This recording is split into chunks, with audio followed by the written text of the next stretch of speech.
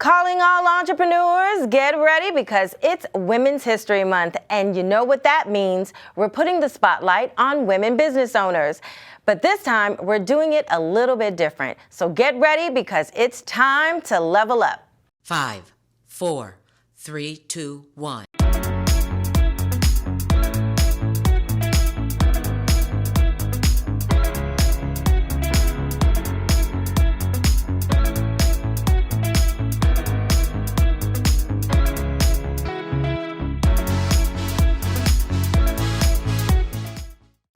Hello, I'm Denise Roberts, and welcome to Level Up, the bully pulpit for small business in the DMV. This Women's History Month, we are focusing on an industry we've never talked about before. We're highlighting the women that make us feel proud, fired up, and just plain warm and fuzzy inside. Today, I'm talking to women who can help you feel like a boss from head to toe. That's right, I'm talking about the beauty and fashion industry. And these female founders are changing the beauty landscape for the better. My first guest is Kanithia Smith, owner of Reinvent You Beauty Studio. Thank you so much for being here. Hello. Hi. Thank you for having me. Absolutely, absolutely. So Reinvent You Studio, how did you get started in the hair salon business? Well, I have been doing hair now for 20 years. I've had my own brick and mortar for 10. Okay. I actually found the salon on Craigslist. It was just a blank space. And I kind of just jumped out there, signed the lease, and like built my way as I went, which is a little backwards, but I feel like that was probably one of my challenges that I faced in the beginning, just not being fully knowledgeable of all the different things that you have to do to get started.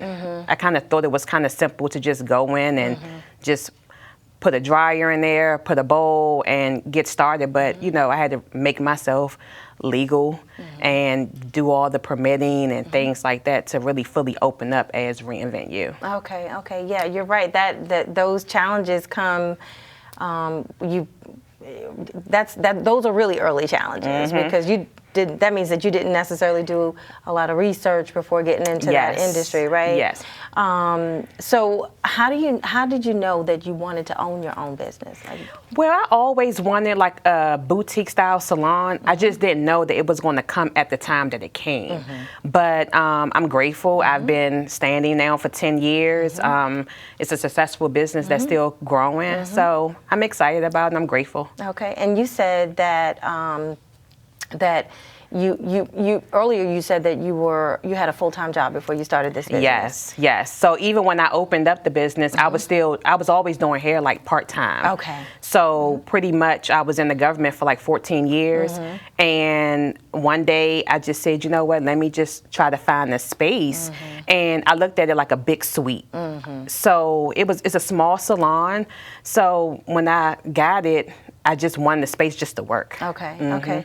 And entrepreneurship is really not for the faint of heart, and it takes a certain type of person to want to learn how to own their own business. Yes. When you go from working a full-time job to owning your own business, there's a mindset shift that has to take place. Yes. How did you handle that?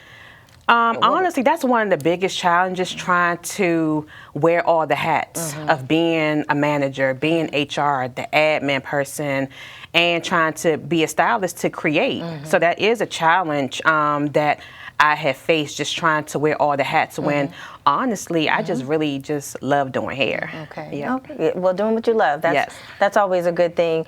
How do you market your business? Mainly through social media and word of mouth. So a lot of my clients are like my walking billboards. They get stopped all the time. And I just pretty much always promote myself on social media.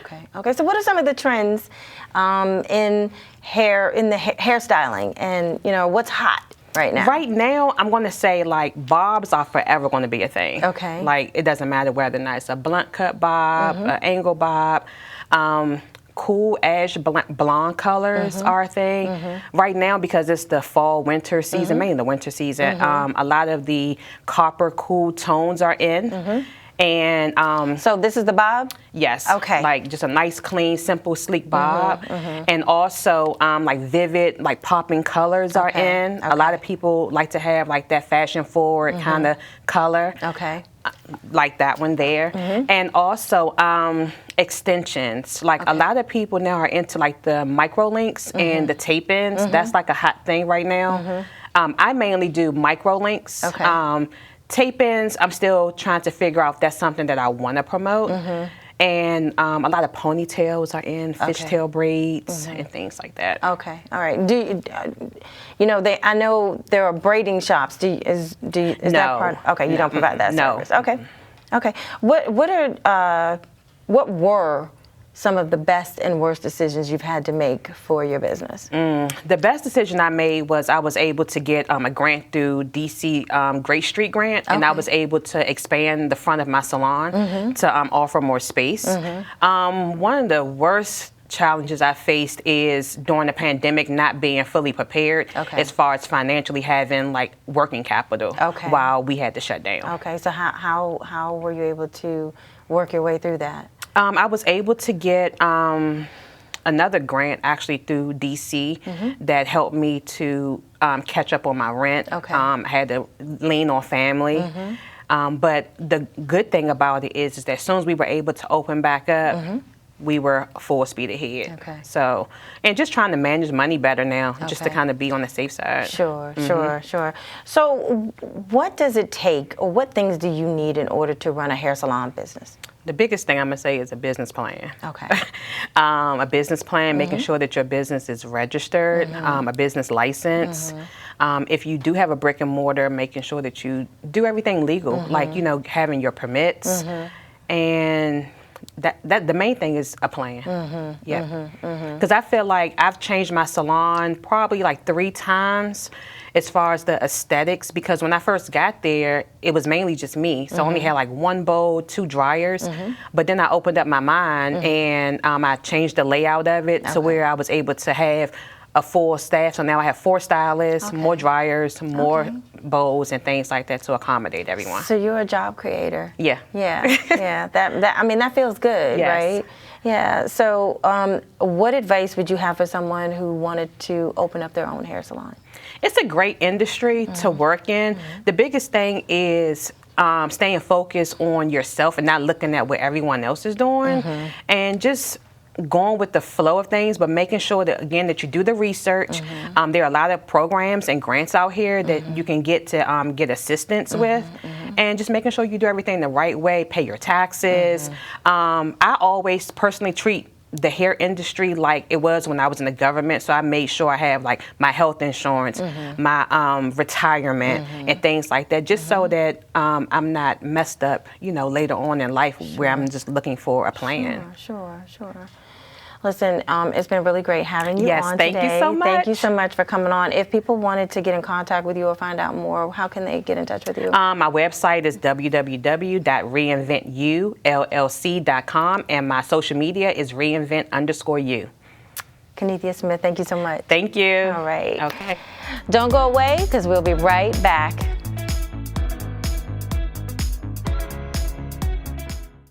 There is a road laid out for me. First night here, but Amy seems cool. Leading down to the river. I am blind, but I need not see. What do you think? I know this road is there for me. If I'm really free, take me down to the river and walk. Welcome back, and thank you for tuning in to Level Up. Today we are highlighting women business owners in beauty and fashion. And my next guest is Jada West, brand outfitter. Welcome to the show. Hi, thank you for having me. Absolutely, thank you for being here. So you are a wardrobe stylist. That's your full-time job? It is my full-time job, yes. How did you choose fashion as your career choice? I feel like fashion chose me. I can remember being 5 years old and I would cut up socks to make dresses for my Barbie dolls. And I feel like ever since then, I just couldn't shake it. And so growing up, I always had tried to find a way to find a sewing machine. And even in high school, I had like a side hustle making prom dresses and like homecoming dresses and things like that. And so I even went to school for fashion design. And so from there, it's just always been a part of my life and how I express myself. And so it just was natural for me to get into it and kind of create that same feeling that I get from really feeling like I'm expressing myself and help other women do that. So, okay. So how do you get into that industry? And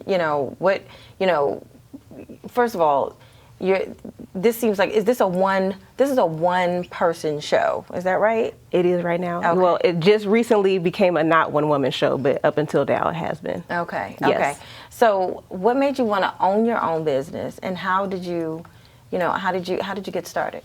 So I realized in college, early on, I was always trying to find a way to make money, and it just always felt like the job that I wanted didn't exist in the traditional sense. And so I just felt like if I want to do what I love doing, I'm going to have to make it myself, basically. And so in college, I realized, even with my degree, like, this is not adding up. Like, what I want to do and what you're offering as a degree, I don't see a career path that's going to really be fulfilling for me.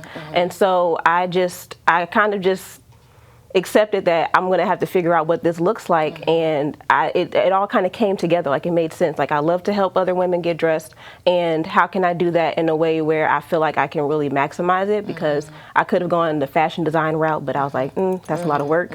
So styling became the best way for me to really do that and serve people. So, does it cost a lot of money to get started in that field?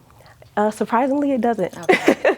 If you have social media, you have internet access, and you have like simple things to keep up with your clients, and those systems can cost as little as like $9 a month. You really just you gotta put in a lot of time. So there's a lot of sweat equity, but in terms of actual finances, if you want to do it, you can just get started and do it. So that's the great thing about it. So what are those tools that you put in place, to help you keep up with your clients and things that help you run the business?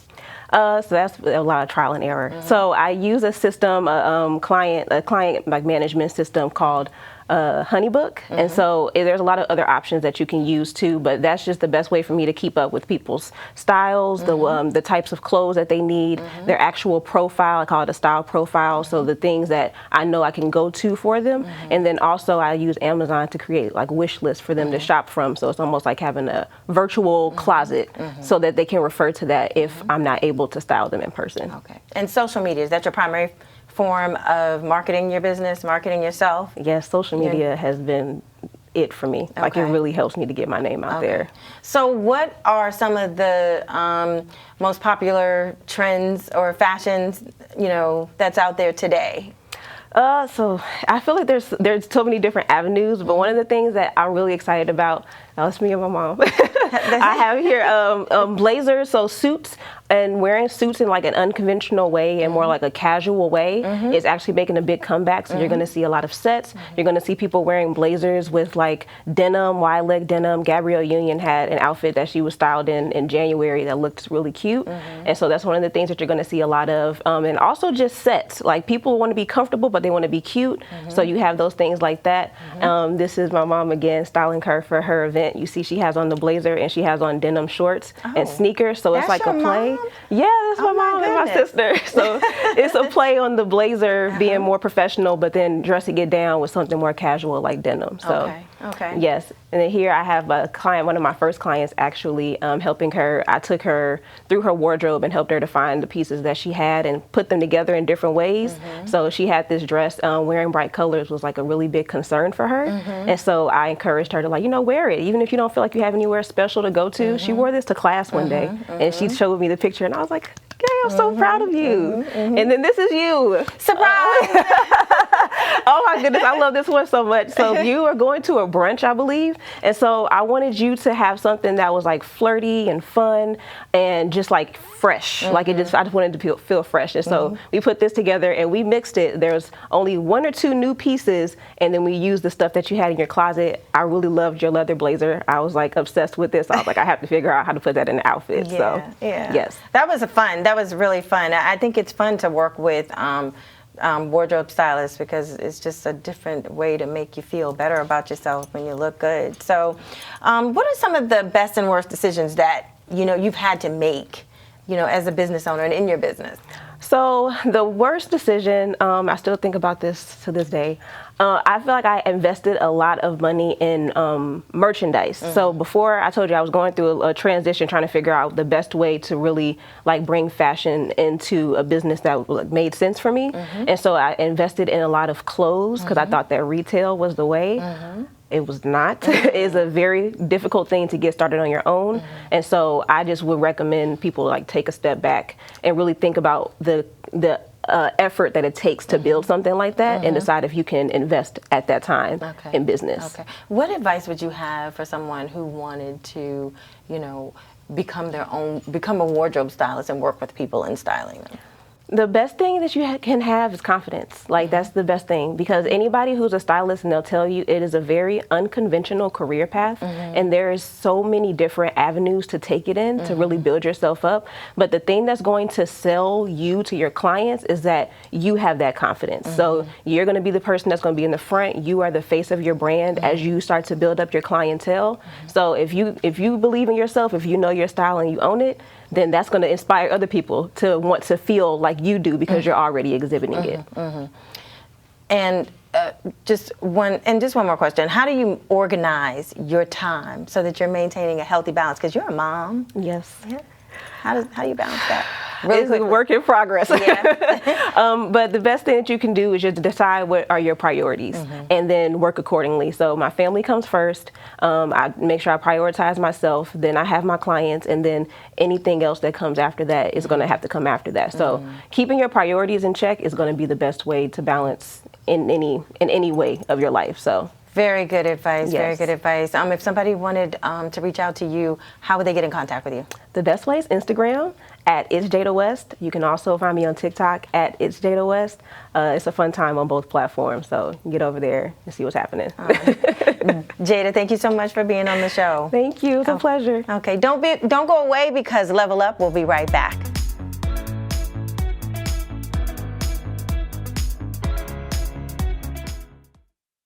STEM is everywhere. Like here, behind the scenes of The Walking Dead. When we break down clothes, we tumble it with trisodium phosphate, rock salt, and dish detergent. We stitched together images of our model and created a 3D set that can be walked through in a VR headset. We're able to turn 12 walkers into 1,000 walker boards. STEM can create new worlds on and off the screen. What will you make with STEM? Get inspired at SheCanSTEM.com. We're continuing to talk to women business owners in an industry that can change your entire mood just by making you look fabulous. My next guest is Tiffani Mills of The Beat by T. Thank you so much for coming on the show today. Thank you, Denise, for having me. Absolutely. So you're a makeup artist. Yes, ma'am. And I'm very familiar with your work. I just love it. But as a makeup artist, this is something that you do on the side. You have a full-time job, right? Yes, I do. Okay. Okay, so how do you handle, your full-time job and having a side hustle? How do you manage the two? It can get pretty hard sometimes because I desire to do makeup full-time. So I kind of take a lot of my clients on Saturday and Sunday. So that's kind of how I manage it, and just making sure that I can fit those clients in and get them done. So it's like I can have some days, some weeks where I'm busy for the entire week, and that's pretty much what I do. Okay. And how did you end up in this industry? Like, what made you want to do makeup? So my passion for makeup came at my senior year of high school. I had received my first makeup palette from a young lady who was coming to our child development classes. So I found myself just wanting to play around in that palette all the time. And by default, for my cousin's wedding, I had my makeup with me, and the makeup artist didn't show up. So everyone saw my work, they liked my work, and they were like, well, could you do my makeup? So I was ended up doing everyone's makeup at the wedding, and I had a love and a passion for it at that moment. So I started to do other people's makeup, family members' makeup, and they started to refer my work to other people. So I kind of just it came by a lot of referrals, and people just talking about my work and just putting my work on social media as well. So people would see looks that I've created, and they were like, who did your makeup? Or have you seen Tiffany's makeup? And they would come. Okay. And did you have to take any type of training or courses on, you know, how to apply the makeup? Like, what steps do you need to take, you know, if you want to be a makeup artist and go into that field? Absolutely. So there are a lot of certifications that you can get, online certifications. You can definitely, someone interested in becoming a makeup artist, they can look into that. And then you can also, there are a lot of different individuals out here in the DMV that offer makeup classes. So if anyone trying to get into the makeup industry, I would definitely say try to take those classes. And for some of us who are just starting out, it can be hard to afford those classes. You can't go wrong with YouTube University. So that's what I call it. I like to watch a lot of YouTube. Because it's always, the trends are always changing. There are different products that are always coming out. So you can definitely, there's a lot of information on YouTube that you can definitely find that can help you along in your makeup career. Okay. Does it cost a lot of money to go into that area of work? You know, I believe, because you're owning your business, right? Absolutely. You're owning a business. Absolutely. You know, what would you say that what kind of money do you need to get started? I would definitely say you can get started with $300 to $500 if you just starting off small, because you really want to invest in your kit. And a lot of people, I would definitely tell them not to focus so much on the high-end makeup. You can definitely start off with the lower-end drugstore makeup, like Juvia's Place, Maybelline, Milani. You can definitely start there versus trying to shoot for the high-end makeup right off, and just start slowly with building up your makeup kit. How do you approach someone's face when you're deciding what look you're going to give them? Honestly, Denise, it's something that it just comes to me natural. I can look at a client. First, I ask a lot of questions like, hey, what are you wearing today? What event are you attending? Do you have a favorite look that you like? So I definitely try to engage with the client first, and then it just kind of, I see the face and it just comes to me. So it's something that it flows through me. Okay, so let's look at some of the looks that that you've done. Let's talk about this look. What kind of look is this? So this is me, and this is one of my soft looks. I call this my soft glam. I kind of stay within my brown palette. I give a little bit of orange because orange definitely looks good on melanin skin. So this is definitely my soft glam. How about this one? Oh yes, this is my favorite. This is a purple smoky eye. So I kind of focused on her. I asked my client, this is a fashion designer, and she kind of wanted to play off her design. So I focused on getting those purples, and purples look so great on her skin tone. So we did a little bit of matte smoky with a little bit of shimmer, and then we topped it off with the lashes. So they weren't too dramatic, but they were natural and just right. Okay. How about this one?